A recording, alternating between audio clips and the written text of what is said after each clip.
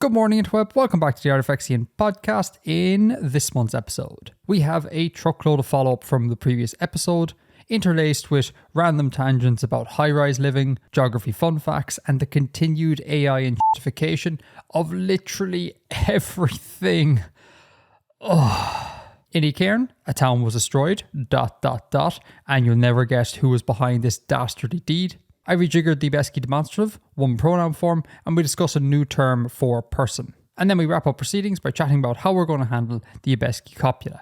All that, plus lots more, in this month's episode.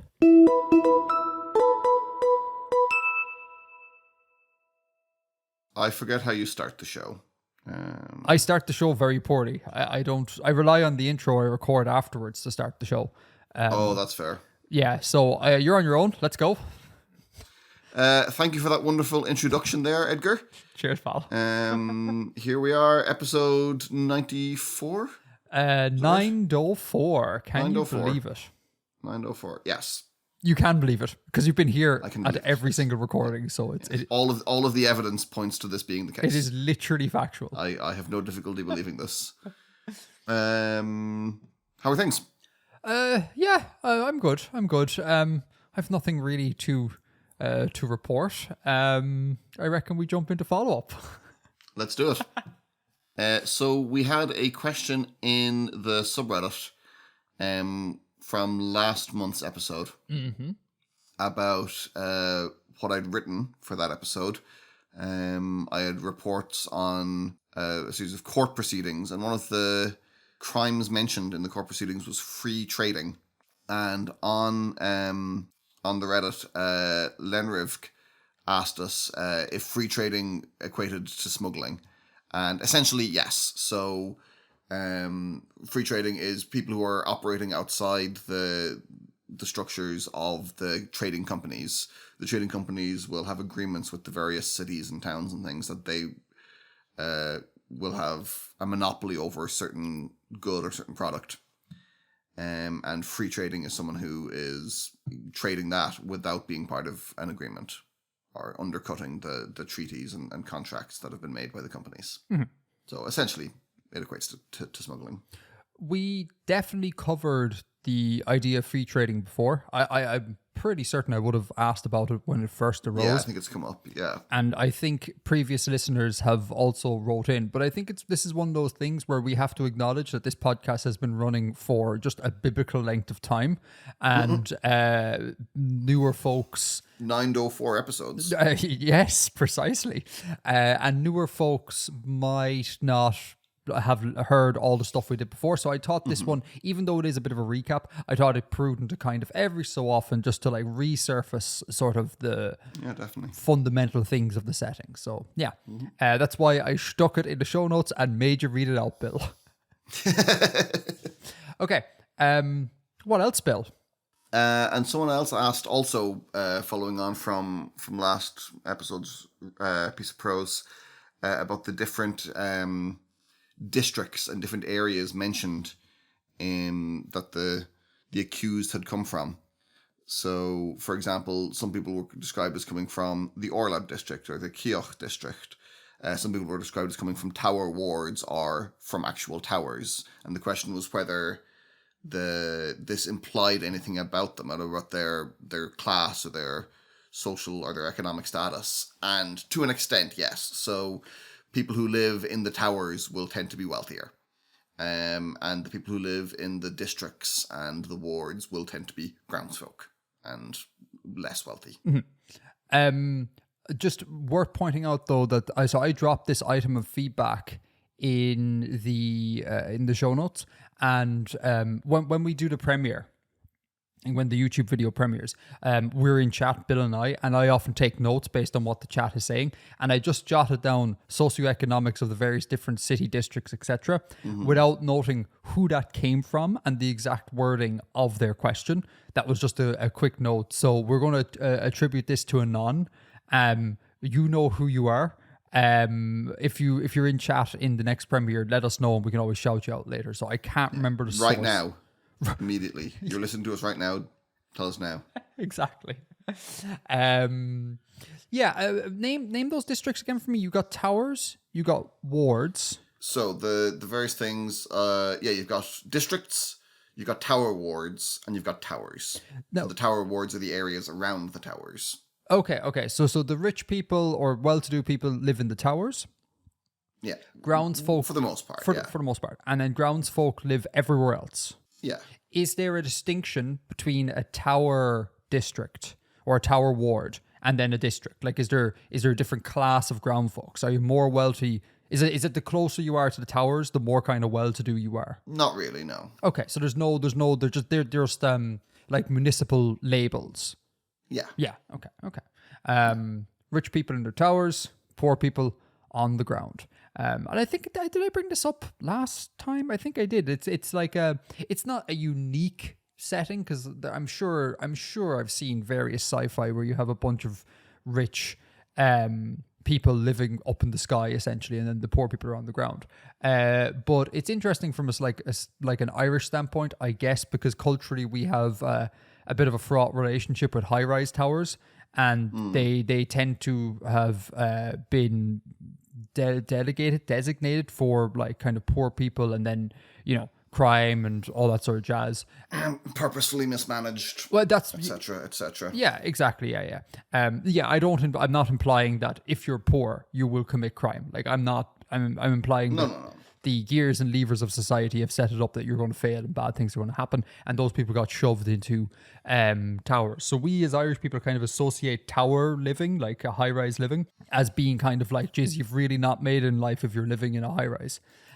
So it's a fun inversion from an Irish cultural standpoint to be the rich people in the best do that, which is nuts to me, Bill, right? Because like my experience of living in a high rise was spending the summer and various other vacations with the captain in Korea, and I think I didn't live. I think she lived on the 10th floor. I think it was like a 10th floor, which is not a high rise by any stretch of imagination, but like higher than most Irish people live, because most Irish people, again, we don't like to go up in the air.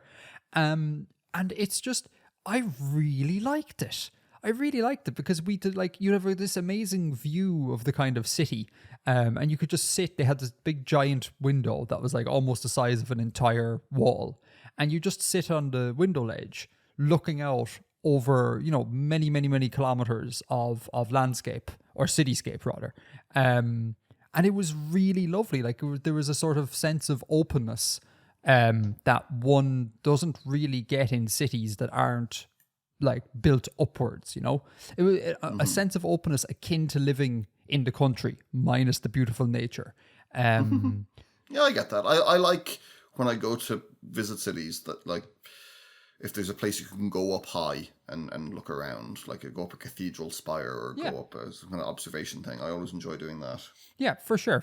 And I just think it's a bit of a weird cultural thing that we kind of haven't really experienced that, and we just assume that up there bad. And from my experience, up there it can be really nice. Pretty sweet. And also, like, heating bills are great because like the heat permeates through the building, so you kind of like scab off your neighbor or the fella who's above you or below you. So below you because heat rises.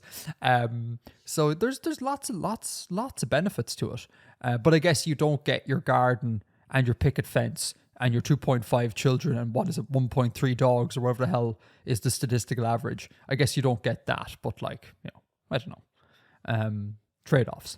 Okay, cool. So those were questions about free trading and socioeconomics of city districts, wards, areas, etc. Anything else to add, or should I jump in with my point?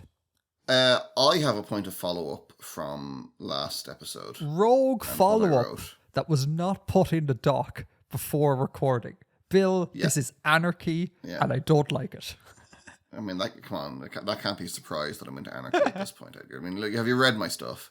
So I, in last episode's writing, detailed the punishments that were given by the court to various people. One of the things that I wrote, there was multiple people were sentenced to restorative indentiture, which I was like described as, you have to work off your debt. Indentiture, Not a word. What? Not a word. No, that word is not a word. The word is indenture. Oh. I added a whole extra syllable to it. So I only found out after we'd already recorded and I'd posted it and etc. What's another word for a movie, Bill? A flick. Okay, not that word, a different word. Begins with F. A film. A film. So I think you add an extra syllable there as well. So sure, it's grand. Like it's fine. Yeah, but that's still spelt the same way. I spelt it wrong. Well, you also. don't. I mean, if you're just adding syllables, you don't have to spell those syllables. You just put a silent syllable. So I spelt it wrong, is what you're saying, Right? Exactly. Yeah. So yeah, that was a fun thing to learn. After having posted it, but there we go. That is like follow-up pedantry that I can fully get behind. That is like low stakes. No one really cared or realized, but we followed up. I like it. Now, next up we have, this is from the YouTube comments, not from the live chat, from the YouTube comments after the fact. We have many sources of comments here. It's all chaos. This comes from @JohnWood6750. And they made a point about the compass rose relating to the maps from last time, which I think was very interesting. They say on the size of compass roses, they might be tied to the size of an actual compass. One function of a compass rose is to place a compass on it to orientate to the actual cardinal directions as shown on the compass. Or as shown on the physical compass. So I think that's another fun idea. Why? Because someone questioned, like, you know, the compass rose looks really big or whatever. And the minute I read that, I was like, yeah, maybe this is like the captain's map, and the captain has a big honking, I've been doing this for 30 years compass, and he gets a custom made stamp, whereas it's a big giant compass that he puts his big giant compass rose where he puts his big giant compass on. So I just thought that was kind of fun. And another reason why you could justify certain design decisions, you know? So I thought that was kind of cool from John Wood. So I just thought I'll bring it up. We got another one, not relating to maps at all, but this comes from @Stephen_Fox, and this is also from the YouTube comments, on Union Jack asymmetry. So Stephen writes, it's not the asymmetry of the Union Jack that bugs me. It's the fact that it being upside down is a distress signal, which is permitted by the asymmetry, but that just seems ridiculously subtle for a distress signal. Now, I wasn't able to verify if that's the case. I'll take Stephen Fox's word for it. If that is actually true, that's madness. As in, like, we need to be able to fly the thing upside down. Let's make the slightest bit of asymmetry just so you can kind of squint at and go, yeah, that's upside down. Like, if someone's in distress, you don't want to have to get out like the calipers to be like, is this bar, is that more to the left than it would be if it were flying the right way up? Like, that's madness if that's actually the case. Do you have any knowledge on this at all? I've definitely heard that before, and there's precedent for stuff like that. The same thing is true for the United States flag. If it's upside down, that's a distress signal. Now that's a lot more visible. Yeah, for sure. In the Philippines, if the Filipino flag is upside down, that's a war flag. War is a type of distress, isn't it? I mean, sure. About the Union Jack though, so if you look at the corners, the red bar will either terminate on the on the hoist side, or it'll terminate on the top border. So you could tell more quickly that way. You still have to look quite closely, but it's not like precise measurement thing. You can see whether the red is terminating on the top or actually at the side. I mean, sure, but that is still. It is still very subtle. Yeah. Yeah. I agree with the overall thrust here. It's a bit precise for an emergency situation. I think they should test that out. Like some boyo. So to the one listener who works at Buckingham Palace or whatever, and you're the flag guy. Hi, Buckingham Palace employee. Just for the crack, just take the Union Jack and fly it upside down for a bit and see does anyone actually ever notice. And I guarantee you, exactly 0 people will notice. There's no way you're going to notice that. It's way too subtle. I wouldn't say 0. I'd say you'll get some pedantic nerd. Okay, 1. Out of how many people are in London? How many people live there? 15, 20 million, 30 million? No, it can't be that much. No, it can't be. It must be like 10. 8 maybe? Population of London is 8.9 million. Yeah, the minute I started going into double digits, I was like, wait a minute, this is like the greater Seoul metropolitan area sort of thing, sort of levels of population. But yeah, 1 in 9 million. Yeah, I'm willing to go with that. 1 person in 9 million people might notice that the Union Jack flag is in fact. I think they all go check on the status of the flag at Buckingham Palace daily, though. Well, that's fair. Oh, do you know, that's actually the next time so I have family in London, so next time I'm there, I might actually see if I can swing by or just notice some Union Jacks and see how long it takes me to clock, where to confirm where the crosses are going. I might actually do that at some stage.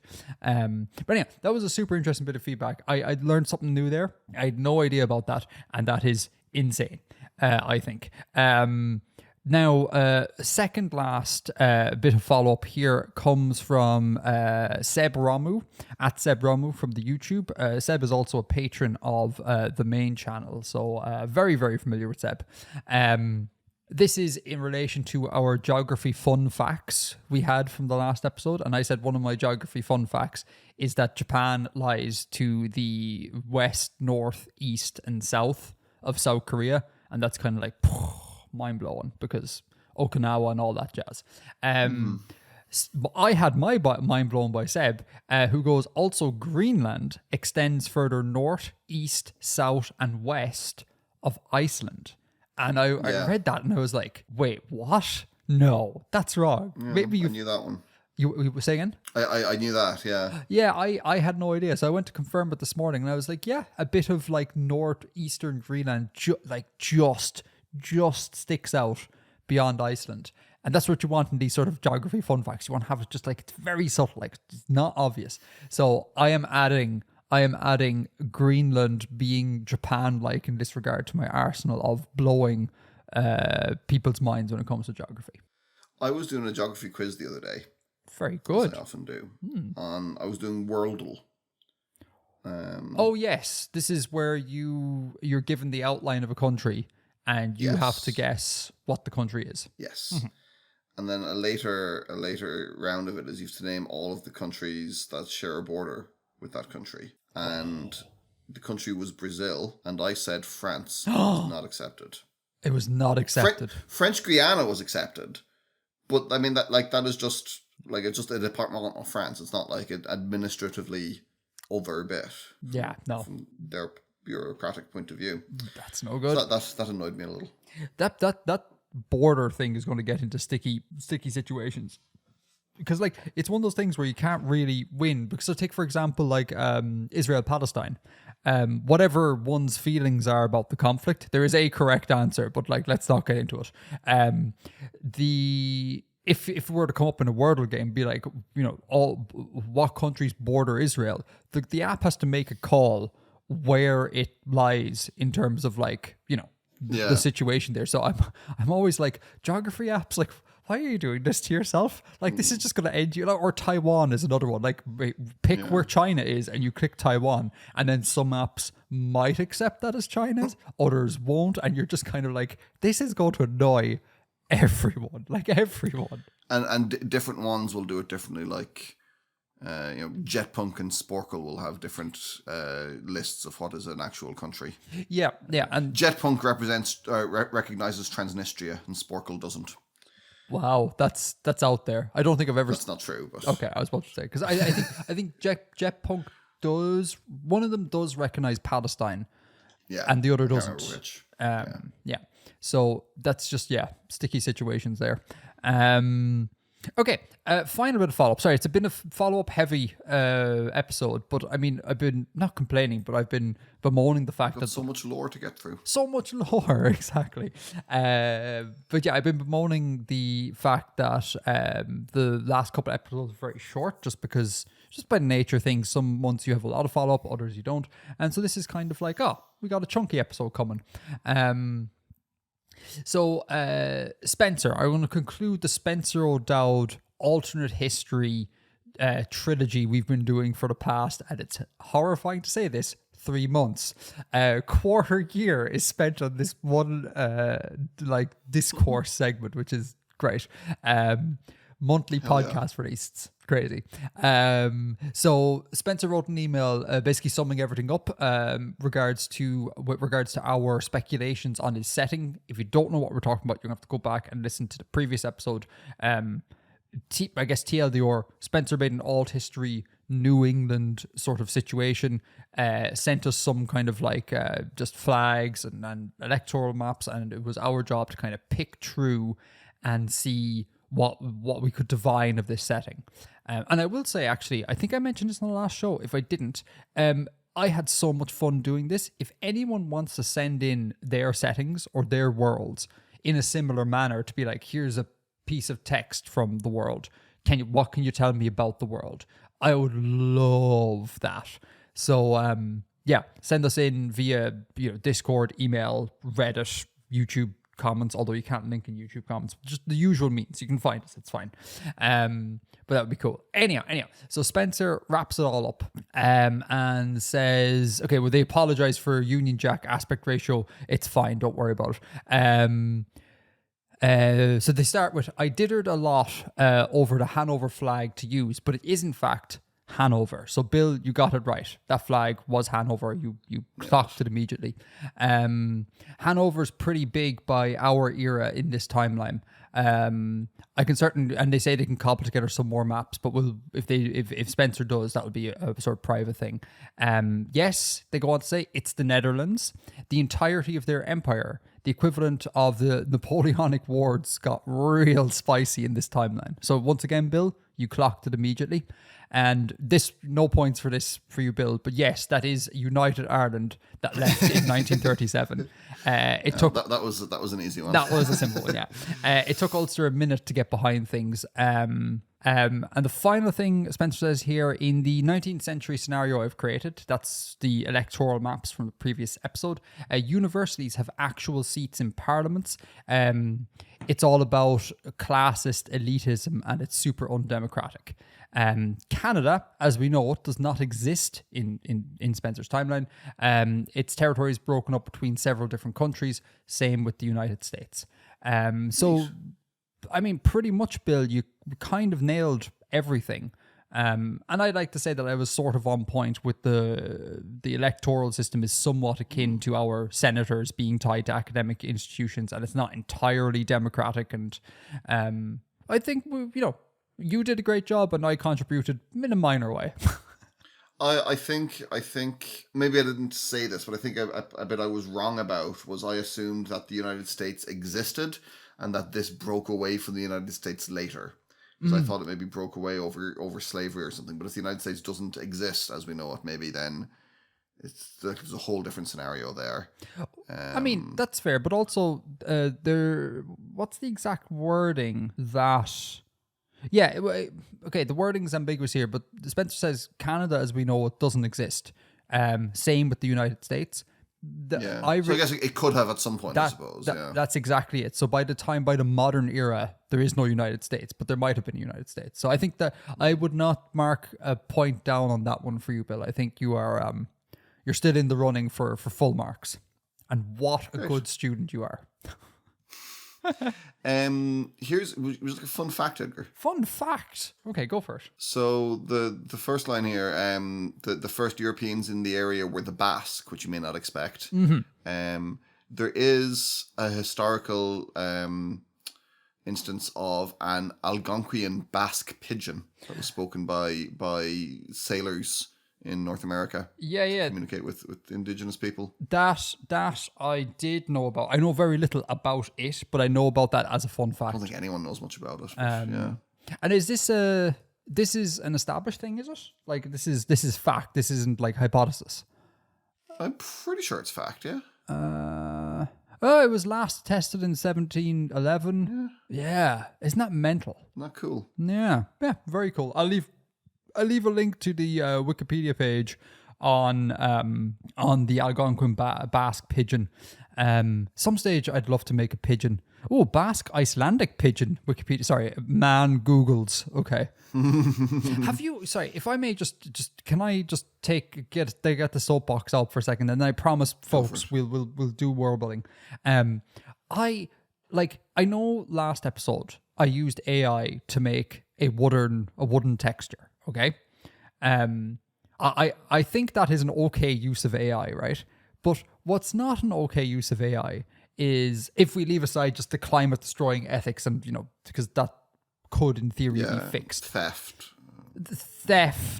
Sure. It doesn't have to be theft, but companies are evil. Like they could just, crawl stock image sites as opposed to just general internet. There is a means by which you could do what they're doing ethically, given enough time, but companies are not ones to do that. But anyhow, the point is, what is not a good use of AI, and we really, I hate to be the boomer here, but we really need to stop the technology advancing, is the just AI used in where you want facts, basically. So like when you Google, it's not okay for Google to shovel AI slop down your throat, because it's like, I want to know the true state of the world. You can't give me auto-generated. Not what a predictive text machine hallucinates about it. Right? Yeah, that's insane. Like, how is anyone thinking to themselves, this is a great thing to do? Like, people like, I'm not a researcher, obviously, but like I do research for the videos, and I'm like Googling around to be all like, what's the melting temperature of aluminium, we'll just say for argument's sake. And then I met with the AI thing, and I'm like, I can't trust you, and you're taking up 50% of the Google thing. And then after the AI slop predictive thing, then you get the 4 or 5 sponsored posts, right, which may or may not be exactly relevant to what you want, but someone paid money to have them be shoveled up there. And it's like this, and then I read during the week or something, I haven't verified this, so I don't know if this is the case, but apparently Duolingo is now, according to their CEO or whatever, a AI first company, and they're just going to auto-generate language courses. So they'll just be all like, and I think I read something like they've made 145 courses, or they're developing 145 courses. So they're just like predictive text slop for just pick a language. Okay, Yoruba, cool, just slop it out. And it's like, that's not okay when people are trying to learn and like need actual information. Like I think it's fine to be like, make me a wooden surface, or make a funny picture or whatever. Like, you're not going to be misinformed about the world in that regard. But like, Jesus, like this is like we're all going to just be like stupid after like years and years of this. No one's going to know what anything is. Facts really don't have meaning anymore, and it's just like, it's insane. And they're just plowing ahead with it like it's fine. I'm very worried about the state of like just, knowledge and discourse going forward. It's going to be... Anyhow, sorry, that's my rant. I'm assuming you agree with everything. Yeah. Yeah. I'm disheartened by it all. I've seen a lot of people saying that it's had all this money pumped into it. And companies have jumped on it because they think this is the next boom thing, and they need to be in on the ground floor, but it's not actually doing anything useful. And once the money stops being pumped into it, it will no longer be profitable. So it'll die out as a technology. Like the blockchain. No one is actually using that for things now. Similar tech bubble. I just wish we didn't have to burn all the glaciers for it. Yeah, that's fair. That would be good. What were my two comments here? Do you know how to get rid of AI results in Google? Minus AI. Oh, that's much more straightforward than my what were you doing? Technique. Put swear words in the search. What's the melting point of aluminium? And it won't give you AI. That's great. That is wonderful. Although the my minus AI thing is like, it's just the standard Google like Google Foo. Do you remember it used to be called Google Foo back in the day? You can do it with anything. You can go like minus dog and it'll exclude all the results that have dog in it. So the minus AI part only works for the auto-generated part at the top of Google's search results, and for anything that explicitly references AI, but like if they don't, it's still slop. And like, you know what's another thing? I was making decadent hot chocolate weeks and weeks and weeks ago, because someone was feeling bad in the house, and I was like, I'm gonna make you a nice hot chocolate. That'll, chocolate cures everything. So I was looking up recipes for doing this with like real chocolate, not like cocoa powder. And I found this recipe. Everything looked fine. Looked like a legit source, and then I made the recipe, and it's like gross, right? It's like all the ingredients are just kind of out of whack. Like there's basically it's 99% sugar plus a little bit of chocolate, and it came out horrible. And there's no cooking skill required in this. It's just mixing the ingredients. I went back to the website and had a better look at it, and was kind of like, yeah, this is just someone, again, AI slopped up a how to make a hot chocolate recipe, and I went ahead and bought fancy materials, and I'm like, I just threw away whatever, like €10, because I just didn't have the wherewithal in the moment to like hyper analyze this website. And it's so annoying. Like, I will quibble a little bit. Sorry, we'll get on to world building here, but I suppose this is kind of like in vogue to talk about this at the moment. I will quibble a little bit with saying that it's not doing anything. I think there are a lot of valid use cases to some of the AI stuff that's being done. I will agree that 90% of the time it's doing more harm than good, right? See the Google search results. But stuff like AI to in Photoshop, for example, AI to like help cut out subjects better, like machines understanding what a subject is and creating better masks and things like that. Sort of the more advanced, in air quotes, text editing features, like where in the old days you had like just correct spelling mistake. Now it's kind of like, we can help you correct your tone. That I think is fine, because again, it'll mislead you about the world. Like it'll take your text, make it more tonally better, and then you can look at it and be like, do I want this or not? Like there's no misinformation going on there. So I think in the places where there's no misinformation, I think it is a little bit useful. But just to stress, that's leaving aside all the ethical stuff of stealing people's stuff and killing the polar bears, etc., etc. But just from a pure, like, does it have utility?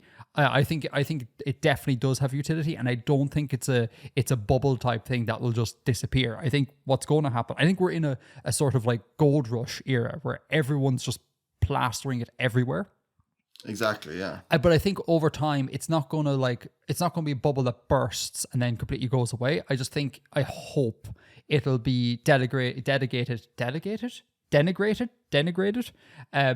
to a much more behind the scenes sort of feature in what we do.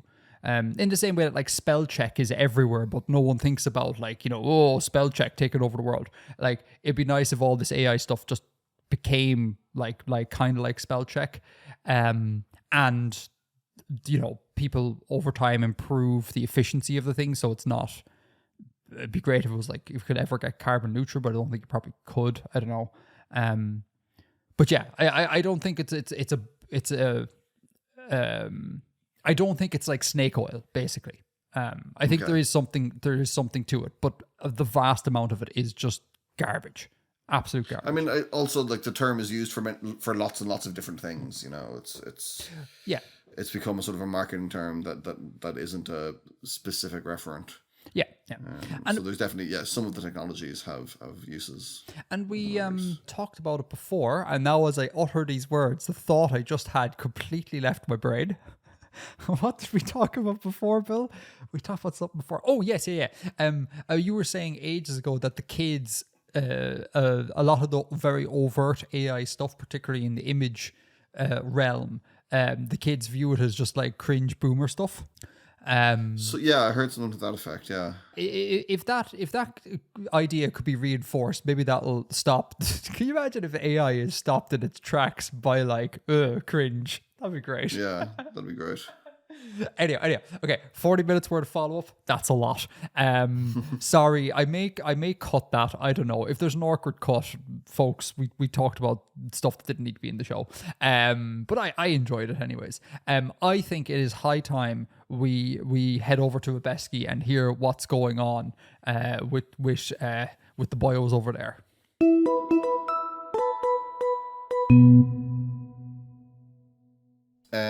I'm back to my old form, and in this episode I've written a letter. Cool. All right, let's do it. Aspir, your letter of yesterday evening caused me no small alarm. Though circumstances placed us upon differing paths, where we must at times find ourselves mutually opposed, I would much sooner consider you as an ally and a colleague than a rival or enemy. My fervent hope, now diminished, is that you would look upon me with the same regard. The baseless and unfounded rumours you repeat in your correspondence have shaken my belief in this fraternal standing. Let me be unambiguous in my rejection of these charges. The Tamar Company did not assault Sotlan, nor any other town contracted to trade with the Eltian Company, nor indeed any other Aveski settlement at all. I regret deeply the news of the massacre at Sotlan, as I regret all violence. The Tamar Company regards force of arms an unfortunate fact in matters of trade, and does not seek to commit violence outside of strict necessity. Battles between honest trade companies, such as at Ceylon Lake, are particularly regretted by all in our profession. I speak for my colleagues when I say that Tamari force at arms being brought to bear upon a civilian Haveski population is not an action that can be conceived or countenanced by any of us. As a gesture of good faith, I offer you the services of an appraisal agent from my own staff, you may choose the individual yourself, to investigate the occurrences in Sotland. With reports of agitation, free trading, and piracy in that province, there is no shortage of nomadic rogues that may have had the opportunity to commit this horrific and senseless act. A perspective from outside your own company may be beneficial in determining the cause of this tragedy, and resolving this matter would be beneficial to all Haveski trade. In the unlikely event we discover any irregularity in trade or violation of the contracts between the Eltian and Sotlan, I will instruct my staff to handle this knowledge with utmost discretion. Should this offer not be to your liking, I welcome you to pursue an investigation into the matter with the bailiff's office in Mirsphere or Zhikav, and I pledge my full cooperation with any such proceedings. I look forward to hearing your response. Cordially, Alet, Finance Board Eastern Office Representative. Personal letter to Aspir Tsavet, Eltian Company, Director of the Third Chamber. Okay, very cool. So we have a whole bunch of new names going on this month. We have this Aspir Tsavet. We have the Sotlan. There's some sort of battle at Selin Lake. Do you want to go through those new terms and peoples and what they mean and all that jazz? Well, only two of those are new. Selin Lake was featured in my very first writing from this setting. Yeah, but the battle was referred to. Oh, was the battle referred to in that piece of writing? Yeah. Okay, recap that. I never really expanded on it that much, but it was Yarte Yartlen in his early cadetship was involved in the battle at Selin Lake. It was between trading companies. Vessels from trading companies had a dispute in the area around the Selin Lake, which is in the northwest region, the northwest of the Aveski region. I'd say in the north, given that he rotated that compass rose around. Sure. Yeah.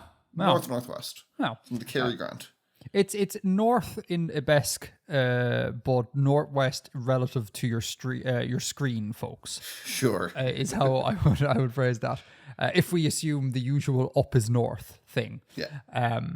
Okay, so that is a hell of a callback there then. That's because do you know when you did your first piece of writing? Like, what year was this? Several years ago. I think it was like 2019. Yeah, was it pre-pandemic? Yeah, I think so. Definitely was. So that's a callback all the way many, many years. That's crazy. Forgive me, I do not remember what occurred so long ago. That's allowed. But so yeah, the Selin Lake battle. Okay, that's old news. But this Aspirt and Sotlan are not old news. They're new terms. So give us an insight. Aspirt is a high official within the Eltian Company, which is like another trading company rival to the Tamar Company. He is a director of the third chamber of the Elton Company. So how the Tamari Company is divided into geographical offices, the Eltian Company has some kind of different structure that are called chambers. Okay. All right. And these are geographical things. I haven't decided. Maybe they'd be geographical, or maybe they would be concerned with different areas of trade, like different kinds of trade. So maybe like they haven't broken down that, like in the offices of the Tamar Company, the Eastern office will take care of mining and of lumber and of manufacturing and export in their region. Maybe the Eltian Company does it differently, that the third chamber deals with lumber for the entire region, for everything. Yeah. I don't know. I haven't decided. So, right, Aspir, high up Eltian Company person, and they have, I guess before we talk about Sotlan, just to tie this in, we've met this Alette person before, the person who's writing the letter. They seem to have a complicated relationship with Alette. So do you want to recap Alette and talk to me about this relationship? Because in the first paragraph, you talk about like, I would much sooner consider you an ally and a colleague than a rival or enemy. My fervent hope, now diminished, is that you would look upon me the same regard. They've went different paths, etc., etc. So do you want to talk about that relationship? So Alette is a kind of an equivalent, but in the Tamar Company, is a person of great standing. And usually when Alette turns up in something I've written, bad things are happening to someone else somewhere. Right. So what has happened here is Aspirt has accused the Tamar Company of attacking and destroying an outlying settlement, Sultan, which had been trading with the Eltian Company, and the Eltian Company had been providing kind of security and protection for them. And Alette is rejecting these accusations. So when he says that I would like to see us as allies and colleagues, it's just, we are both company men. Even though we're on different companies, we should have some kind of collegiate relationship here. Okay. And this is all, what's what I'm looking for? Smoke and mirrors? Like, this is all a weaponized politeness sort of thing, yeah? Yes. Yeah, okay.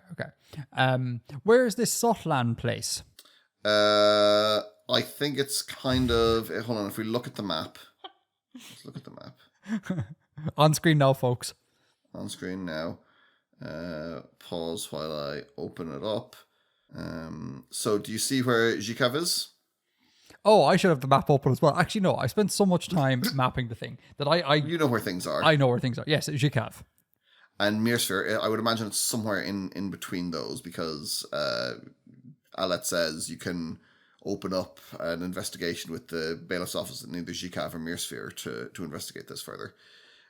So I'd say it's somewhere between those, maybe a bit further north, a bit of an outlying kind of area. So it's not on the map, right? So do I work on It's not marked on the map, no. It's not marked on the map. Do I work on the assumption that means it's a fairly small settlement, not a major town? Yeah, there wouldn't be spires there. Right. Why are these two companies getting their knickers in a twist over a tiny town? Because it was destroyed and all the people there were killed and the town was ruined. Yeah, but like from the company's perspective, why does that matter? Because does now they can't go on. Would McDonald's care if like the town of 900 people I live in ceased to exist and they get 900 less customers. Like, they don't, who really cares? Like, that doesn't matter. You can't allow people to do that and get away with it, because that means people will just take advantage of you. If I come around and like kick in one of your windows, well, I have a load of other windows. It's fine. Well, yeah, no, I think that's different. Like, I could totally see how from the Sotlani, if I can use that term, perspective, it'd be like, you can't let them get away with that. Like, they just kicked in our windows, right? But this is a better analogy, I think, would be kind of like corrupt, awful, nasty landlords come along and kick in the windows of someone who's who's not paying rent correctly or whatever. From their perspective, they don't care if the windows have been kicked in. Like, that's just, they're going about doing their violence or whatever, and that's fine. And they care not. They've lost all of that revenue. Well, but that's what I'm saying, though, because if it's such a small, dinky little place, does it really matter? Is this like... I didn't say it was a dinky little place. Like, it's like I don't know, there's maybe like a lumber camps around it, and they have some kind of something that they make there that they sell, and they're being paid to look after the place as well. They're being paid to provide like protection, check in regularly for security reasons, make sure there's no monsters around the area. Yeah, I guess this... I love the fact there's monsters, first of all. But I guess this all... Yeah, it all depends on the size, right? Because like, if this is within a rounding error of like total profits for either company, then I'm like, well, who cares? Just kind of like, it happened, great. At some stage we might get back to the company, but get back on the other company. What's the word I'm looking for? To get them back. You get them back later if the opportunity arises, but ultimately it doesn't really matter. But if it is large enough to like actually have some sort of like monetary, you can see it in the company spreadsheet, then yeah, sure. Well, no, look, it's not huge, but I mean, it's partly about principle here. Like, you don't just let someone else sell drugs on your corner and not do something about it. Yeah, I still think it's a scale thing for the way I see it. Yeah, I guess I'm envisaging the scale completely wrong. But regardless, those are the new characters, right? We have Aspir, head up of the Eltin, some high up in the Eltin. We have Alet, not a new character, but head of their counterpart in the Tamar company, so to speak. Mm-hmm. And Sotlan is this town that has been destroyed. And this is causing ructions. Now, in universe, we don't know who did what from this letter, but I'm assuming the Tamar company had something to do with this. Sort of. Oh, not direct. Did they employ mercenaries or something? So it's not really the Tamar company that did it. It was Yar. Of course it was Yar. Yar Teyarklen. So for your listeners unfamiliar, this is kind of a recurring character I have who started out as a kind of plucky, irritating but jolly young officer, and has become deeply violent and radicalized. So Yar and his merry band of whoever he can cobble together went in there, wrecked the gap. Who is working on behalf of the Tamar company, but with a sort of a degree of deniability. That's right. And was it a let in the letter where we learned about the degree of reliability? Was that Alet's writing? Yeah, I think so. Yeah. Okay. So yeah, Alet's like, gee, I'm sorry that your town was destroyed. It totally wasn't us. Thanks, Yar. Good work. Yeah, it was like. What he's saying here is prove it. And speaking of proving it, right? When he says, you brought it up earlier, where is it like, should this offer not be to your liking, I welcome you to pursue an investigation into the matter with the bailiff's office in Mirsphere Zhikav.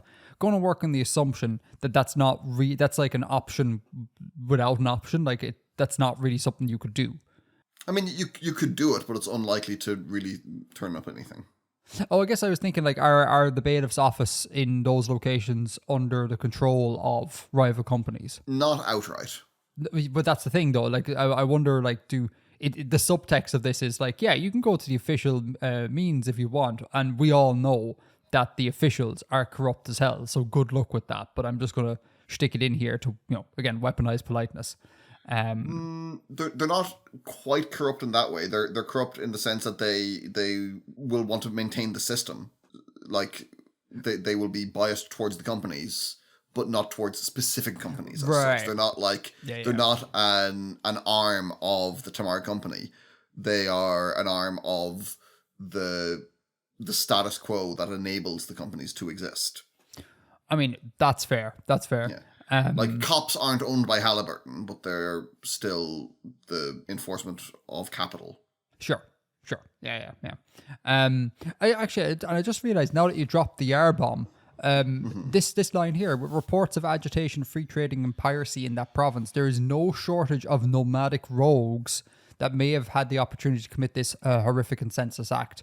Is that a kind of like subtle hint to like, yeah, the nomadic? I know who this nomadic rogue is, and it's Yar, but you don't know that, so No. Oh, The nomadic rogue is a hint that the mutinous vessel, the Nomad, was in this area, and he is suggesting that the reason Yar did this is because the town of Sotlan had traded or given some kind of shelter to the Nomad. Oh, okay. For everyone, including myself, recap the Nomad for us. So the Nomad was a vessel that Yar had been in control of, that mutinied and became allied with the agitationist cause, the kind of labor uprising that's happening across the Abeski lands. And so it mutinied, abandoned Yar, and he was kind of disgraced in his career, and that's why he ended up working at this kind of remove from the Tamar company, and they have been kind of on the run, free trading and try to support the agitationist movement. And Yar, part of what he's been doing for the last while has been trying to find where they've gone to and hunt them down. Okay. Oh, so is the tragedy that happened here in Sotlan, is this just that, was this a directed attack at Sotlan, or was Sotlan kind of caught in the middle? Like Yar and the Nomad meet in the one place, violence occurs, or is it like literally like they sent Yar out to be like, that place, wreck it? They didn't send him out to do it. They sent him out to go do violence generally as he saw fit, according to their expectations. And he learned a rumor that Sotlan had sheltered mutineers, and he took it upon himself to wreck them for it. So is Alette happy about this, do you think? Or is Alette kind of like, God damn it, like I told him, yeah, go out there and, wreck the gaff, but not this gaff, God damn it. Here's me having to write to my counterparts in other companies to try and like stop them taking this too seriously, etc. Or does Alette back this action, do you think? I think he backs it. Okay. What are you going to do? Prove it. I mean, that's fair, yeah. It wasn't the Tamar company that did it, strictly speaking. Yeah. And if in fact, it's not, like, because he's not part of the Tamar company. The bit about, I suppose the last thing on my end is the bit about as a gesture of good faith, I offer you the services of an appraisal agent from my own staff. You may choose the individual yourself to investigate the occurrences in Sotlan. I think that's kind of a bit like almost insulting to Aspir to be all like, oh, you think the Tamar company did something bad. Well, I'll tell you what, I'll send one of my bios over to like investigate and, totally not just kind of prove that we didn't do anything. It just seems, if I were Aspir, I would be kind of insulted at that sort of thing. Yeah. And I'd be like, kind of like, okay, well, what about we get in some government official or a different trading company or someone actually third party? Like, but the offering of this clearly biased thing is just, it's deeply insulting, I think. Yeah. Sure is. Okay, have I missed anything at all?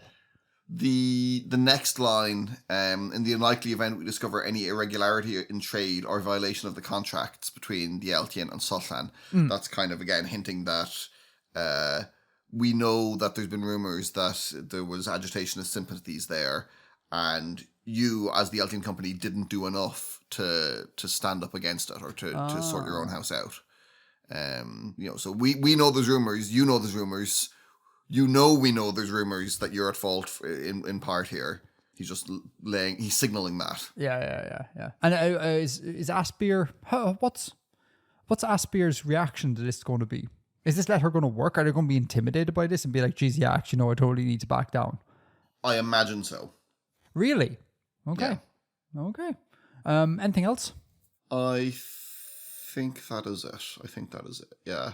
I wasn't fully sure about this one because so much of it isn't in the text. So much of it is just I have the background, and I tried to write like from the background the actual diegetic document. So there is no mention of Yar. There is no direct mention of the nomads. There is a hint there, but so I think it's kind of it's a slightly impenetrable one if you're not up on the lore. I totally agree, because the nomadic rogues thing, I would never have clocked that at all. Sure. But yeah, like you said, it's diegetic. Like it shouldn't be spelled out to the reader, because the person is not writing to the reader; they're writing to their counterpart. There we go. Yeah. And then this is why we talk about it, so we can hash it out and we can find out that it's in fact Yar behind everything. So yeah, very good. Very much enjoyed that. Thank you. I do love the deep impenetrable callbacks to, installment 1 of these letters 20 years ago. Love it. It's great. Never change. Do you want to head into a bit of conlanging? Let's.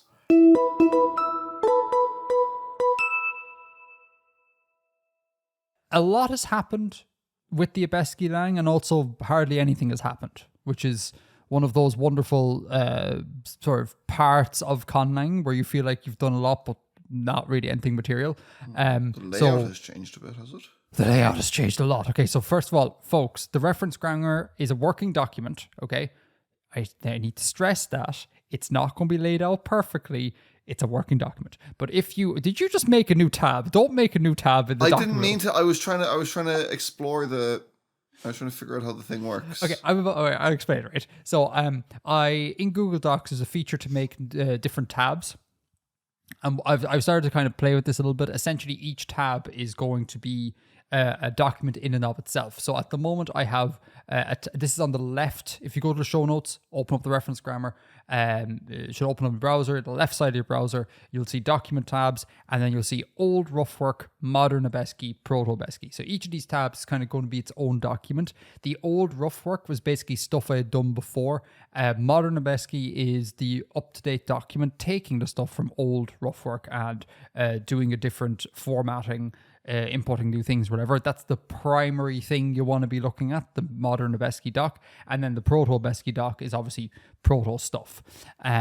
So yeah, and then if you click on each of them, I can't believe I'm explaining tabs here. Hopefully this is fairly self-explanatory, but if you click on each of them and you click again, click once to bring it up and click again, you'll get an entire drop-down table of contents on the left-hand side, and you can easily navigate through the things.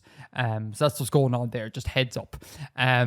So in the modern doc, this will be on screen as well for everyone to see. I'm going to highlight some demonstratives, right? So, Bill, you and I talked about this already, Bill, so I'm really just putting this on air for the listener. So, I guess enjoy a recap of the conversation we had like a week ago.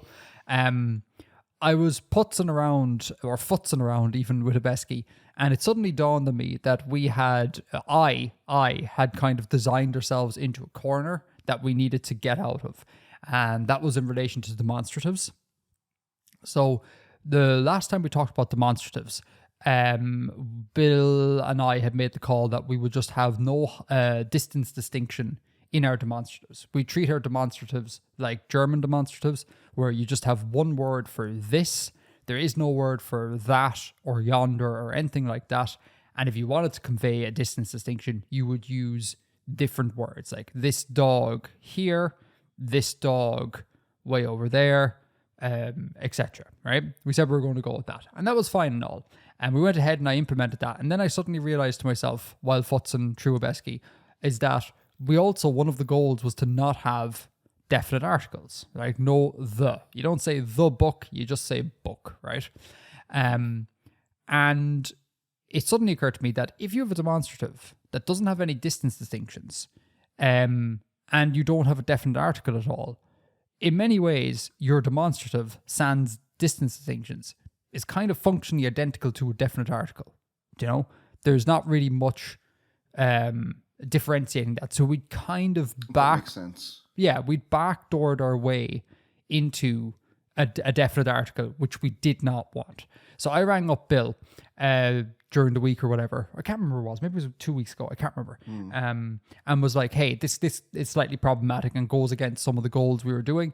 Can we rethink? And we chatted for a bit, and then we came up with the revolutionary system of having a three-way distinction in the demonstratives. So we have a proximal, a medial, and a distal, and these are roughly equivalent to this, that, and yonder. So this book, that book, yonder book. We'll talk about the actual forms, Bill, whether or not you like the phonoaesthetics of it in a sec. But as it stands now, that is va, book, or we'll use hiemo, the word for sky. Va, hiemo, this sky. Det, hiemo, that sky. And then dut, hiemo, that sky way over there. And that's what we have. And that, you know, if you're looking at the screen now, folks, it declines for all the cases, and we get a bunch of forms, and that's a thing we've decided to do. Last thing before I shut up and pass it over to you to tell me what you think about the aesthetics, is that I think I came up with a little fun little thing here that no one would care about unless they read the proto-doc. I had the idea of making it so that in the proto-lang, there was just this, that. There was no yonder, right? There was a word va, or it would have been wa, and a word dut, this and that, respectively. And then, because I'm lazy and I didn't want to come up with a source for the yonder demonstrative, I was like, well, hang on. Can I just lengthen the vowel, right? Like, you know, do you know? I know that's not that crazy. That happens like loads. Like for is when you're talking about stuff in space. Right, exactly. It's like way over there, like to convey distance. And I was like, that's actually kind of cool. And then just because of the way the sound changes worked, that lengthened vowel in the modern lang comes out completely different to its unlengthened form. So like that's the det and the dut, totally different vowels, but they all come from schwa. It was dut and then dut, and that turns into det dut. So I'm like, that's kind of cool. Kind of a cool little vibe, I think, anyways, going on. And so that's what I came up with for that. And yeah, it's like I said, it's on screen at the moment. And Bill, I'll throw it over to you if you think that did you like the phonoaesthetics of it? Do you have any problems? Are you a fan of va det dut, or are you like, nah, man? I am. Can we do that in a language that doesn't otherwise have like length distinctions and vowels? We would not be able to do that if the language didn't have length distinctions and vowels, but this did have length distinctions and vowels. Yeah, like back in the day, it had length. Proto-Abeski does, but modern Abeski doesn't. Correct. So gotcha. Yeah. So somewhere in middle Abeski, like the length dropped out, but as long as we say that this demonstrative, this yonder demonstrative, evolves before that, we're gravy. We're totally gravy. Great. But you are dead right. If your language isn't distinguishing length, it's a bit odd that they would just suddenly employ length in this one little place. Yeah. That's actually a decent observation on your part. But yeah, and so that's basically the demonstrative we got going now. Probably it'll change. Things always change. But for now, this is better than just the single demonstrative because, like I said, it interferes with the article, and that's no bueno. Questions, final thoughts before we move on to the topic today? No, I don't think I have any questions. That's all cool. Happy with that? Det all cool. That's all cool. Yes. So yeah, that's that. A couple of other things I need to bring to your attention real quick on the video. This little update here. A bit of you go to the personal pronoun section. That's literally the page previous. For reasons I cannot remember, but I'm sure they were very valid. I changed the first person plural inclusive form. I believe that was va. Yes, it was va before. And I was a little bit like, there's lots of va going on here. Lots of va in the demonstrative, and functionally the demonstrative functions as an inanimate pronoun, so lots of va there. So I decided to pull some jiggery pokery there and change the form. So we have, instead of I think instead of vac, vaca, vaki, vacon, it's sac, saka, saki, sakon, sakej, sakur, sakal, sakai. But maybe some dialect does still do it as a va. I don't know if this would be valid there because it's a radical rechanging of the thing. But yeah, it just meant that it's just oh my god, I totally forgot the thing. I saw you highlighted law, and we need to talk about that. Okay. So that was an accident, but that good. it's a happy accident. It's the Bob Ross of conlanging. So that's an update to the pronoun thing, right? So, yeah, very minor update, just to change a form. Now, the thing I want to talk about copula or copulae today. But before we do that, the word for person, right? I would like to see if we could reconsider the word for person. Okay. So currently, as it stands, our word for person is fielob, and from fielob we got the third person singular pronoun lo, and by extension all that la, li, long. This is all on screen, folks. All of that ultimately comes from fielob. Now, what I would like to do to make it just less transparent where that came from is I would like to take fielob and just say that it stopped being used as the default noun for humans and a new one came along. So we can have a new one that looks completely unrelated to the lo, la, li, etc. So I was wondering, would you be up for that? So there's there's multiple words for people. Guys, folks, lads, people. Yeah. There's people love coming up with new terms for people. So I would like to pull this here, if that's okay. So fielob can stay in the language, but it'd be in like an archaic, out-of-date term. Yeah, formal kind of register maybe, yeah. Something like that, yeah. Or reading of Middle Lebesky texts or some nonsense like that. But the actual word you'd use in modern Lebesky would be different. Are you up for that? Yeah. Okay, now I've had an idea. You have a word, nietzma, for chief. Okay. Have you forgotten that? Yep. Right. Well, you had a word, nietzma, for chief, right? And I'm thinking that maybe the word chief is a compound. I don't know if it's strictly compound. It's a derivational thing, right? Maybe it means big person, right? Take the word person, put it in an augmentative, like the big person, the head guy sort of thing. And then we get the word nietzma, okay? If that sounds intriguing to you, that means that just by virtue of the way this language is laid out, it means that the nietz part would be an augmentative. We'd make that an augmentative. It would mean something like big or mountain or something like that. That's really funny that niet would be an augmentative. Because it's no in Russian. Because it's no in Russian. Yeah. Nietz. But yeah, nietz would be an augmentative. Proto, it would be nate. I think it would be nate proto. So we can make that the word for big, and then we can make the word for man, for person, be something like ma. Now, unfortunately, that's close to English man, M-A. It would be spelled somewhat similar, but I don't necessarily think that's a problem. But if this sounds interesting to you, it means that we would need to slightly tweak nietzma, because I don't like ma for the word man. It's too short. Okay. So we'd have to make it like nietzmal, like mal is the word for man, or... So mass is already meat. Mass is meat, yes. Yeah. I mean, you can have words that, bear, you can have that, but let's not aim for that. But would you be open to the idea of maybe me messing with the word nietzma, and coming up with some forms and potentially getting a new word for person out of that, and then sticking that in the language? Yes, I would be okay with that. Okay, I'll try and keep the intent of nietzma insofar as possible. But like I said, I might change a vowel. Maybe it turns into nyets. Do I like chief being big man? I don't know that I do. Now that I think about it. Interesting. Okay, talk to me. Why? I don't know. It just seems a bit silly. Well, I mean, we do that all the time. Like it's the head person, the head manager. Like we do things to show like this isn't an augmentative necessarily, but to show elevation, I suppose. It could be high, the high man. Now remember as well though that modern wise, they wouldn't think of this "niet" as literally meaning big, right?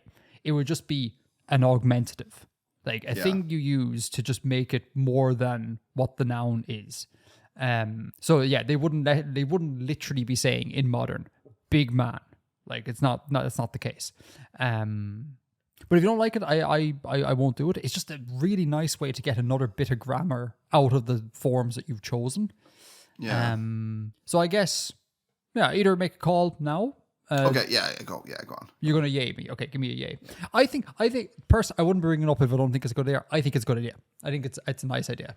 And what's awesome is we could also it can use this as a branching off point to get even more words. So again, if "niet" is meant to signal something big, let's say it comes from a noun, which it probably would, we could probably use the word mountain. So maybe the word mountain back in the day was like "nietski" was a mountain, or "nietska" was a mountain, or something like that. So using this you can spring off to get more words, and then the thing grows, and suddenly, accidentally, you have a language.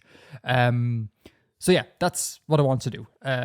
I'll make a note of that, and I'll work on that slowly over time. Okay, now the actual main thing I want to talk about is I understand that we talked about tense, aspect, and mood before, and I made a list of stuff, your needs and wants. The demonstratives sort of got in the way of that. It will happen at some stage. Just bear with me. But in the interest of keeping on picking your brains here, I'd like to talk about the copula. Would that be okay with you, Bill? Count Copula, yeah. Count Copula, the title of the show, definitely. Okay, so first of all, do we know what a copula is? The verb to be? The verb to be, yeah, exactly. An chopel in Irish. Is it? Yeah, an chopel, yeah, it's the verb to horse. be. No, horse is chapel. This is chopel. It's close enough for a gag. Oh, that's fair. That's fair. Sorry, I just didn't get the gag off you. I thought that you were being serious. So yeah, the copula is the verb to be. It's like links to what goes back to Latin copula or something, and it basically means to link, to join, like copulate, etc. It's a linking verb that links the subject to a complement. So essentially, like you say, the verb to be. So like I am teacher links me to the teacher. Done. Mm-hmm. That's it, right? Now you might be like, well, Jesus, why talk about this? It's only one verb. Does it really need a whole segment and me like hammering you with a bunch of dense linguistic nonsense you don't really care about? The thing is, it does. The answer is yes. The answer is yes, because copulas can get funky and weird, and they can do mad things. That we maybe, if you're getting into language learning, I suppose, or conlang, you may not immediately think that because you're just like, it's the verb to be. But if you really think about it, the verb to be is wild in its irregularity, for example. And it's not like English even goes that crazy with the copula. So now, I have a question. Yeah, of course, yeah. In, for example, Irish or Spanish, where there are two verbs to be, are they both copulas? They are both copulas. We'll talk about that in the permanence versus temporary states portion of the talk. Hell yes. Spoiler alert. I think I already know where Bill's going to go with the copula. But anyway, okay, so that's... I don't know where I'm going to go with the copula, so that's a bold claim. So that's what a copula is. The verb to be, basically. That's it. Now, we need to figure out what your copula is going to be doing. How's it going to work, right? And so I'm going to shout out a whole bunch of different ways that a copula can manifest, and you're going to give me a vibe check, the usual, yeah? Okay, first one is don't have a copula. That's a thing that you can do. I don't think we should do this here, but that's a thing that languages do. So in English, where you'd say the man is a teacher, right? You use the word is, you use the copula. But in other languages, you just do like man teacher. And if there's no verb there, the lack of verb signals the fact that it's a copula. Thoughts? Give me that one more time. Okay, so in English... Just to make sure I'm following it correctly, because I don't want to... No, that's fine. Misunderstand. Totally cool. Essentially, you don't have a copula verb. You don't have a verb to be. The absence of a verb signals the fact that there's a copula, that these two items are linked. So in English, you'd say, the man is a teacher. You have an overt copula, is.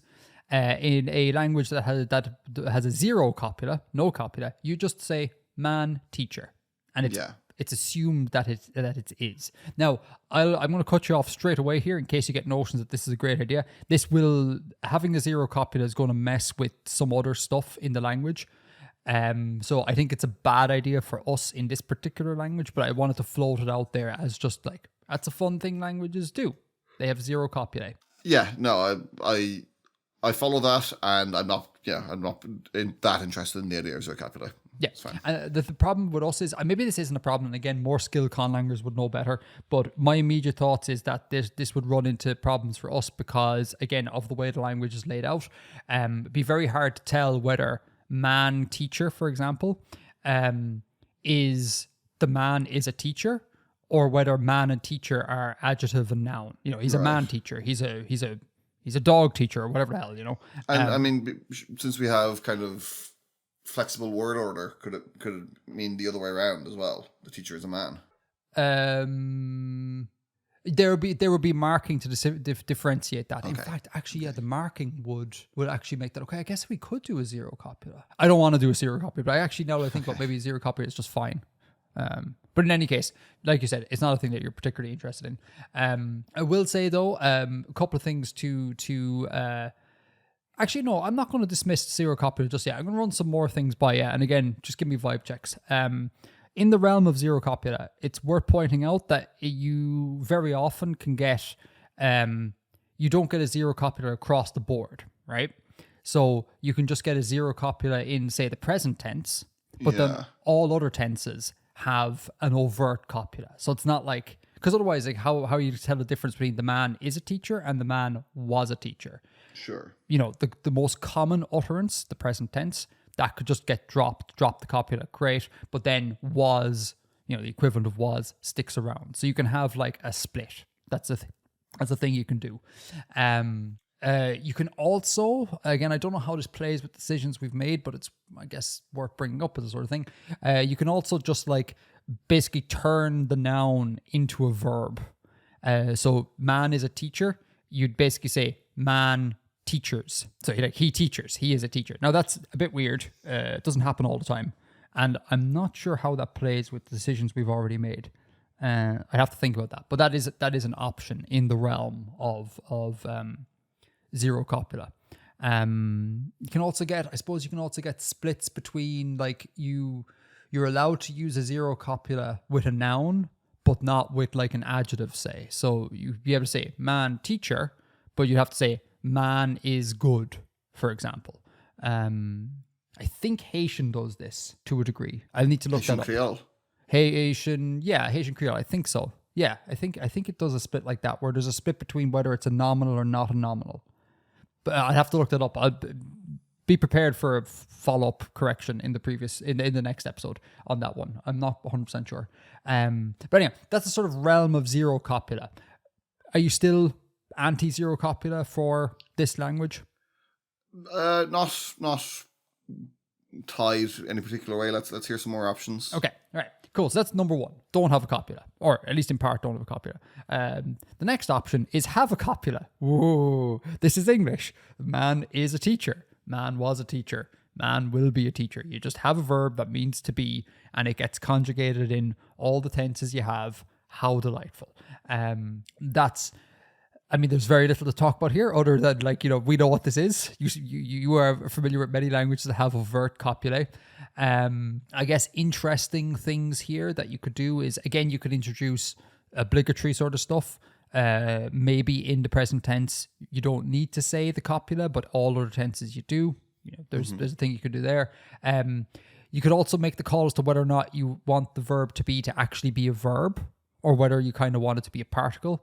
So, for example, Hebrew, I think it is. And also, I should say, shout out to Bib for an awful lot of this, Bibleridian for an awful lot of this information. He and I talked about this years ago, and it's just invaluable stuff he's talked about. So lots of this is kind of parroting the sort of information he gave me. But I think it's in Hebrew, he was saying. I'm not going to say that, but in case Bib didn't say that. I think in Hebrew, I will make no assertions about what Bib thinks. I think in Hebrew, there is the copula is just a pronoun. So instead of saying man is a teacher, you'd say man, he, teacher, right? And because of that, he is obviously not a verb. So he would not get all of the stuff that verb gets, like person, agreement, tense, all that sort of jazz, because it's just the word he. So like man, he, teacher. So I guess you could do things like that. You could consider, do you want the verb to be very verby? And if you don't want it to be verby, there's options to get around that. So you can basically make the copula look a lot like other verbs or look not at all like other verbs. But those are the basic things in this sort of category. Have an overt copula. Decide how verby you want it to be. Thoughts? I mean, like I'm feeling a pull towards the familiar. Yeah, have a copula and have it be a verb. I agree. Thank you. Yeah, and then in our case, because I think you said you want past, present, future. I believe I did. Yeah, I have notes on this somewhere. I just can't recall it offhand. So we will get a bit like Irish. We'll get a past, present, future copula. Tá, bhí, by. Yeah, which is I'm all for. Additionally, next topic is the locative copula. Okay, now we don't have a locative copula in English. Loads of languages do. This is where there's a difference between equating something and stating that something exists. So like in English, you can say the man is a teacher, right? Use the verb to be. But you can also say that there is a man, right? And we use the same word to be. One is equating man and teacher, those two, I guess, arguments of the verb. And the other one is stating man exists there. Like there he is. He's located there. He exists there. We use the same verb in those instances. Loads of languages use different verbs. They'll use a regular copula for like man is a teacher. And they'll use an entirely different copula for there is a man. There's a whole different verb. Is that something that you're interested in? So, but that's not the same thing as Irish. No. We'll get on to Irish in a second. That's not the same thing as Irish. So I don't fully follow the distinction. Can you give it to me one more time? So think of the words, the copula is essentially an equative copula and a locative copula, right? So think to equate and to locate, right? So I got it. So like the man is in the field. Yes, that's a locative copula. And or the guy in the field is a man. Correct. Yeah. So you basically make a call. Interesting. That's a distinction I've never thought about before. Ooh, okay. Well, I'm going to put you on the spot and make you think about it right now. Yeah, that's cool. So I would hold off making a call on that because again, we're going to talk in a second about the Irish thing, and it all depends on how kitchen sinky you want to go. But just be aware, separate verbs for locating a thing, saying a thing exists, as opposed to just tying two things together, like man is good, etc. Yeah. Bear that in mind. Also worth noting, a shout out Bib again for this, in some Dravidian language, not going to make a call as to what that is, they have a split in the animate, a split in the locative copula. They have one for animates and one for inanimates. So if you were to be like, you'd say like man is a teacher. That's your regular copula. Then you'd have a different form for like, there is a man, right? And then a different form again for like, there is a chair, depending on whether the thing that exists or is located has a different form. So you can go deep, like we can go real deep if you would like to there. Just bear that all in mind, all right? Mm-hmm. Okay, right, that's the locative. Final thing, or at least I think this is the final thing on copulae. I will note, actually, there's a whole bunch of other stuff in the sort of like... working with a copula, like for more experienced conlangers, suppletion, thinking about that, all that sort of jazz, the lexical sources that we're not going to talk about here because that's kind of my job to do behind the scenes and like or on stream and bring to Bill. I just need Bill to make big calls on overarching form of the thing. Just a little PSA. Final thing is this idea, the difference between permanence versus temporary states. Again, English doesn't do this. I hope not, otherwise I made a mistake on the internet. But Irish does, Spanish does. This is where there's a different form of the verb to be, depending on whether or not the thing that you're saying is being is permanent or temporary. I'm going to use the words permanent or temporary fairly loosely there because, as I'm sure you're aware, Bill, it gets a bit squishy in Irish. But this is... I always think of it as descriptive versus definitive. Wait, so... tangent alert. Which one is is then? Is what? Descriptive? No, definitive. I'm trying to remember now. Because I need to think of it like in example. So is definitive. It's like ismisha. Okay. But ta is like descriptive. Oh, that's fine. Okay. Yeah, I suppose. So for people here, the Irish examples. So I can say ta me tin, or at least I think I can say that. Ta tin? You can. Yeah, it's not that ta one tin. you can. That one you can, yes. So ta me tin means I am sick. So ta is to be, me is me, tin is sick. Ta me tin. That's one version of the copula. Ta. That's what Bill is calling descriptive. So it's kind of describing your state, some might say. And then the other form of the copula, which in Irish is cool because it's a rejiggering of kind of word order as well, which I would love to have come up with this as a conlanger, but there we go. And that's is moonshore may, right? For example, so that's is to be, again, a totally different form of the verb. And then moonshore is teacher and may is me. So I am a teacher. So there's a change in word order. And so Bill's calling that definitive, a definitive thing. Now, I think in linguistic circles, you would call that a permanent thing. Sure.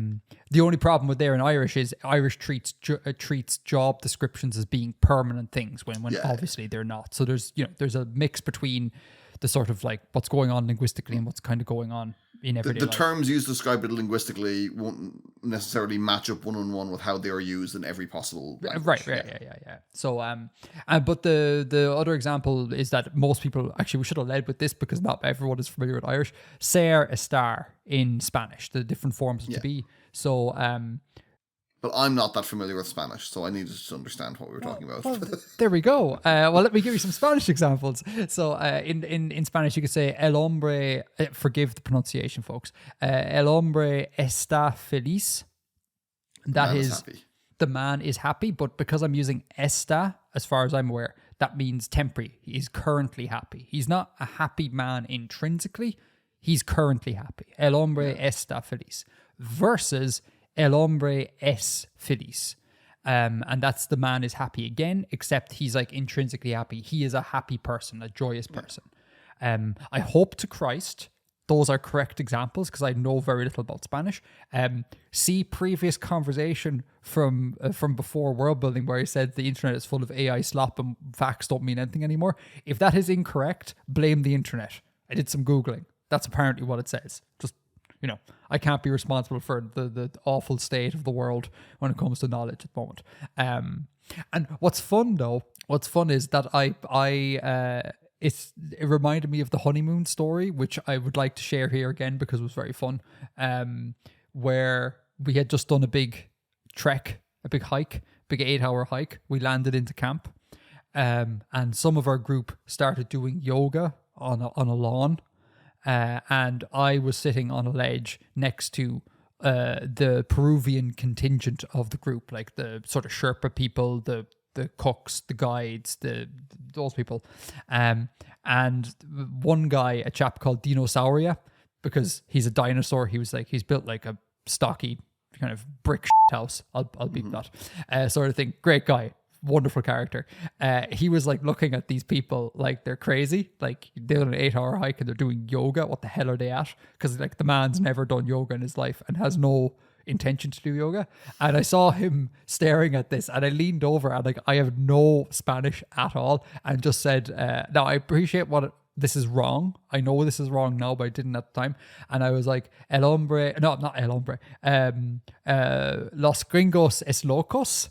I said to him, and he whacked me on the back, like, come on, you're one of us. It was so fun. No, it reminded me of that because I used the wrong conjugation of to be there. It should have been, I think, los gringos están locus. I think is how I should have called, because I said S locus, and I think that's wrong. That's singular, I think. So I should have said estan, but that would have been incorrect, because tying it back to the conversation we just had, that is, the gringos are currently crazy, right? And what I meant to say is that gringos are always crazy. So I should have said, gringos son locus? Los gringos son locus? I think. The exact conjugation I'm not sure, because I should really be Googling this as I say it, but I'm just talking off the cuff. But it's a fun story. I used the wrong copula and the wrong conjugation there, but he got the point anyways and gave me a thump on the back, which is great crack. I love Dino. Dino was great. He's such a dude. But anyway, so you could, taking back this, you can do this in your language. You can decide to have a difference in the verb to be, whether or not the thing that is being or whatever is temporary or permanent. Thoughts? Yeah, it's man. The thing is, I kind of like it because it's in Irish, but it gets into kind of fluffy areas that I'm going to have to think, oh well, is this version or that version? And I think I would be annoyed by having to do that. Oh, interesting. Okay, that's not where I thought you go. I thought, because again it's familiar, you would lean towards this. So did I, but now that I think about it, and maybe I just been distracted by the fact that there's the locative thing. I think that's kind of neat. Okay. I mean, I'm all for it, because we are in danger of in this language, and in this is a danger anyways in general conlang. We're in danger of we're not in danger of copying English. We've definitely not done that so far, but we're in danger of being too Irish, see our phonology, and in danger of being too Russian. So I think this is cool. If actually, I don't know what Russian does in terms of copulae. Maybe this is shocking Russian, but at least we aren't coming at it from a Russian perspective. There's no copula, at least, or there's no copula in the present tense or something like that. Oh, interesting. Yeah. I have to look it up. But so you're talking overt copulae plus a locative copula. Yeah. Okay. Now, and just leaving it at that. That's not a bad thing to leave it at. Don't feel the need to do more, but just to be sure, you don't want to split the locative copula based on animacy at all. Because that's a bit weird. It's a bit out there to do.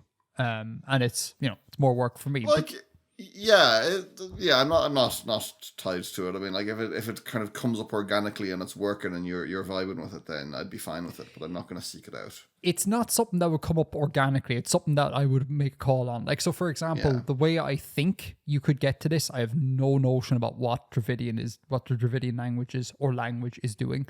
I think what you can do is if you have the locative copula come from a verb to stand, so like the man is there, like man stand there, right? Yeah. Stand turns into be. Standing in his field. Exactly. You could easily say that just they use the word stand for all types of location, or you could easily say that the language says, well, hold on a second now, chairs don't stand, right? Chairs are incapable of posturing, right? They're inanimate objects. So they just use a different word because they'd feel uncomfortable using the word stand with a chair. Yeah. So you'd make a purposeful decision there. It's not something that can just kind of crop up through working through it.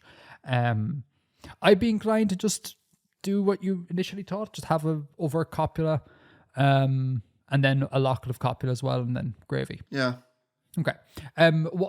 Sorry. Final thing, and then I promise we'll let everyone go back to their day. What about the optional zero copula? Say in the present tense. So if you have the option of yeeting the copula if meaning is maintained. Again, if it's working, I would be okay with it, but I'm not going to seek it out. Like I. Okay.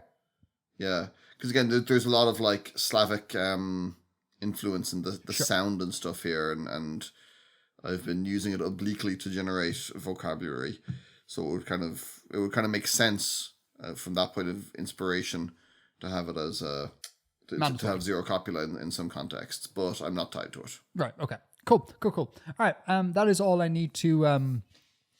That is all I need to know for that. And eventually, someday, I will have more work for you. Great. Conlanging done. God, we're nearly 2 hours. We should wrap up. Didn't feel like that long. I like that. No, I was having great crack, man. Do you know what? Shock horror. I actually kind of like hanging out with you. Who knew? Who knew? 15 years later, we figured it out. That's it. Yeah. We've actually hated each other up until this point, but it's the one podcast. Finally, I get it. Finally, it's clicked. The Edgar thing. Exactly. Okay. Right. Well, listen, folks. Thank you so much for watching. Thanks for supporting the show on Patreon. You know the drill, the standard outro. Hit us up on email, Discord, podcast, Reddit, YouTube, all of these things. Have a great rest of your month, I suppose, and we'll see you in exactly 30 days' time. Until next time, Edgar out. Edgar out.